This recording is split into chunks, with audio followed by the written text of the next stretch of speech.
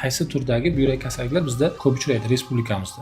O'zbekistonda eng ko'p uchraydigan kasalliklardan bittasi bu qandli diabet kasalligi natijasida rivojlanadigan diabetik nefropatiya kasalligi kiradi. Bundan tashqari buyrak kasalliklari juda ham murakkab kasalliklar bo'lib, bunda faqatgina buyrakni o'zi bilan bog'liq emas, balki autoimmun kasalliklar bo'lishi mumkin. Sistemali qizildermiya, dermatomiyozit, sklerodermiya. Bundan tashqari uzoq vaqt baland qon bosimida yuradigan gipertoniya kasalligi va yurak ishmi kasalligi bo'lgan bemorlarda buyrakda muammo kasalliklar uchrashi mumkin. O'zbekistonda bizimizda yana ko'proq buyrak kasalliklaridan buyrak tosh kasalliklari uchraydi. Buyrakda turli xil o'sma onkologik proseslar, buyrak faqat buyrak balki CD qopida, erkaklarda ko'proq prostata bezida uchraydigan turli xil onkologik kasalliklar uchraydi. Demak, buyrak kasalliklarini ikkiga ajratib olsak bo'ladi. Ya'ni birinchi buyrakni o'zidagi kasallanish jarayoni bilan boshlanadigan kasalliklar, keyin ikkilamchi, ya'ni boshqa a'zolarda kasallik boshlanib, ularning asorati sifatida buyrakda paydo bo'ladigan kasalliklar. Xuddi shunaqa birinchi navbatda buyrakda o'zini mustaqil kasalliklari va ikkinchisi esa boshqa bir